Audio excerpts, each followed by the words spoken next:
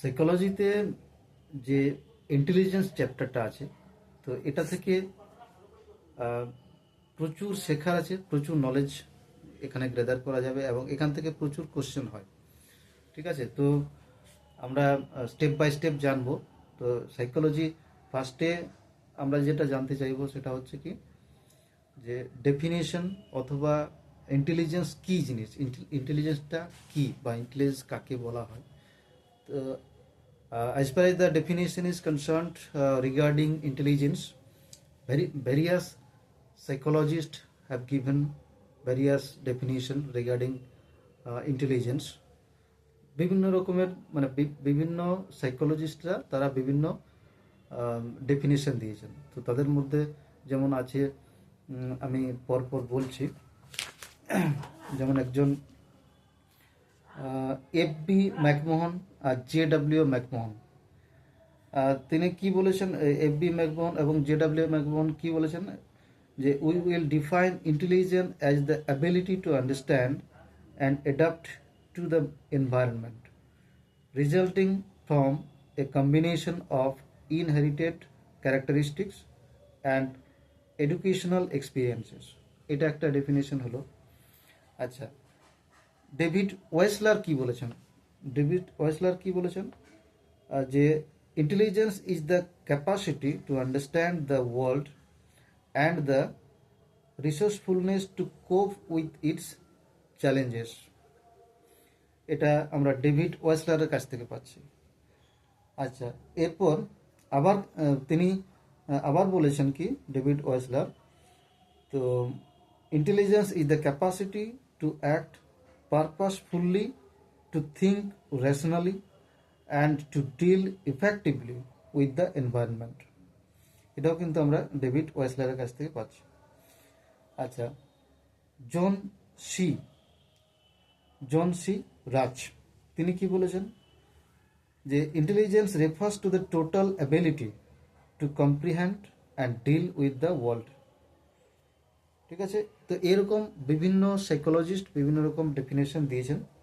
ঠিক আছে, তো যদি আমরা ইন্টেলিজেন্সের নেচার অফ ইন্টেলিজেন্সে দেখতে যাই, ইন্টেলিজেন্সটা কী, বা যদি শর্টে একটা লাইনে বোঝার চেষ্টা করি, তাহলে বলতে হবে যে বুদ্ধি হলো একটি ক্ষমতা, মানে এমন একটা ক্ষমতা যার মধ্যে কি হয়, ব্যক্তি পরিবেশের সঙ্গে সঙ্গতি স্থাপন করতে পারে এবং সমস্যার সমাধান করতে পারে। এটা হচ্ছে যে ইন্টেলিজেন্সের মেন কথা আর কি। বুদ্ধি হলো একটি ক্ষমতা যার মধ্যে ব্যক্তি পরিবেশের সঙ্গে সঙ্গতি সঙ্গতি বজায় রাখতে পারে এবং এবং কি করতে পারে, সমস্যার সমাধান করতে পারে। এটা ইন্টেলিজেন্সের একটা কনসেপ্ট আর কি।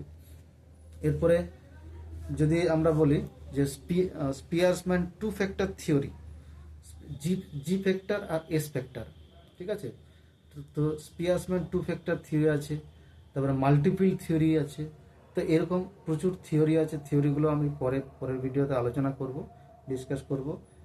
আর ইন্টেলিজেন্স সম্পর্কে তোমরা হয়তো ভাবছো, অনেকেই আমাকে ফোন করে জিজ্ঞেস করছো যে ইন্টেলিজেন্সের কী বই মানে সাইকোলজির কী বই পড়বো। এর আগে আমি বলেছিলাম, হয়তো বইগুলোকে মানে বুক রিভিউ দিয়ে সেরকম কোনো ভিডিও বলিনি, আমি জাস্ট নাম বলেছিলাম।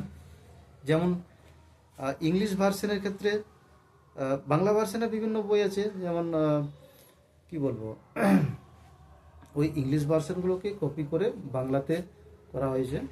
নিহারঞ্জন সরকার, সম্ভবত নামটা নিহারঞ্জন সরকার হবে এই বই। আমি যদিও ওটা পড়িনি আমি। তো যেমন আবার দু একটা বাংলা বই আছে, খোঁজ করলে পেয়ে যাবে বাংলা ভার্সনে। আর যেগুলো ক্লাসগুলো ডিসকাস করছে, আমি দুটো ল্যাঙ্গুয়েজে ডিসকাস করবো, বাংলাতেও করবো, ইংলিশেও করবো। ঠিক আছে, যেমন ধরো ইংলিশ ভার্সনের বইয়ের মধ্যে এস.কে মঙ্গল, যেটা অ্যাডভান্স এডুকেশনাল সাইকোলজির মধ্যে এস.কে মঙ্গল পাবে। এস.কে মঙ্গল খুব বেটার, ভালো বই। আচ্ছা, আর সাইকোলজি আমি আগেই কি বলেছিলাম, যে সাইকোলজি কেবলমাত্র সাইকোলজি সাবজেক্টটা অপশনাল সাইকোলজি বা সাইকোলজির যে কোনো স্ট্রিম ইয়েতেই হোক না কেন, যদি এইচএস বা গ্রাজুয়েশন যারা পড়ছে তাদের ক্ষেত্রেও, আর তোমরা যেহেতু অপশনাল সাইকোলজি মানে কম্পিটিটিভ এক্সামের জন্য, তো সেক্ষেত্রে সবার ক্ষেত্রে চ্যাপ্টার, যে কোনো চ্যাপ্টার, যেমন ইন্টেলিজেন্স বলো, পার্সোনালিটি বলো, তারপরে মোটিভেশন, পারসেপশন, ক্রিয়েটিভিটি, যত রকম চ্যাপ্টার আছে সেই চ্যাপ্টারগুলোকে একবারে ইন ডিটেলস কনসেপ্ট ক্লিয়ার করতে হবে, কনসেপশনটা যেন ক্লিয়ার থাকে। তাহলে কি হবে, যেখান থেকেই কোশ্চেন আসুক কোশ্চেনগুলো পারবে, মানে কোশ্চেনগুলো লিখে আসতে পারবে। তো এক্ষেত্রে একজন লেখকের নাম বললাম, সেটা হচ্ছে এস কে মঙ্গল। এস কে মঙ্গল রাইটার হিসেবে খুবই ভালো, এবং লেখাগুলো খুব ইজি, ল্যাঙ্গুয়েজটা ভালো, মানে যে ল্যাঙ্গুয়েজ তুমি পড়বে ইজি পড়া যাবে। আচ্ছা, আরেকটা বই বেরন, বেরনের বই, ওটাও ইংলিশ ভার্সন, এটাও খুব ভালো বই, বেরনের বই পড়তে পারো। শিকারেলি, ঠিক আছে, শিকারেলির বই ভালো। আর অর্গানাইজেশনাল বিহেভিয়ার বা অর্গানাইজেশনাল সাইকোলজি যদি পড়তে চাও, বিহেভিয়ার রিলেটেড অর্গানাইজেশন, তো সেক্ষেত্রে ওই এল এম প্রসাদের বই যথেষ্ট ভালো, কারণ এল এম প্রসাদের বইটা ফলো করবে, ওখানে কিন্তু অনেকগুলো চ্যাপ্টার ঠিক মানে ভালোভাবে দেওয়া আছে, ঠিক আছে। এবং অর্গানাইজেশনাল সাইকোলজি বা অর্গানাইজেশনাল বিহেভিয়ার সম্পর্কে টোটাল জিনিস ওখানে তুমি পেয়ে যাবে। আর সাইকোলজি আমি কি বলেছিলাম, যে একটা বই থেকে সব কিছু, তোমাদের যা সিলেবাস সেই সিলেবাসটাকে আগে ভালো করে পড়ে নেবে, কারণ সিলেবাসের বাইরে আর কিছু পড়ার দরকার নেই। তো সিলেবাসটাকেই খুঁটিয়ে খুঁটিয়ে পড়ে ওখান থেকে চ্যাপ্টারগুলোকে যে বই থেকে ভালো পাবে সেই বই থেকে কালেকশন করে পড়তে হবে, এবং ইন ডিটেলসে কোনো সাজেশন বা কোনো রকম কোনো কমন এইসব ভাবা যাবে না। তো এইভাবে কয়েকটা বই ফলো করো, যার কাছে যা বই থাকবে সবাইতেই লেখা থাকবে ভালো কিছু। তো যে চ্যাপ্টারটা যে বইতে পাবে সেইভাবে কালেকশনটা করো, ঠিক আছে। আর তারপর তো ক্লাস তো আছে, পরপর ক্লাস হচ্ছে, প্রতিটা টপিকের উপরে ক্লাস হবে। ওকে, থ্যাংক ইউ।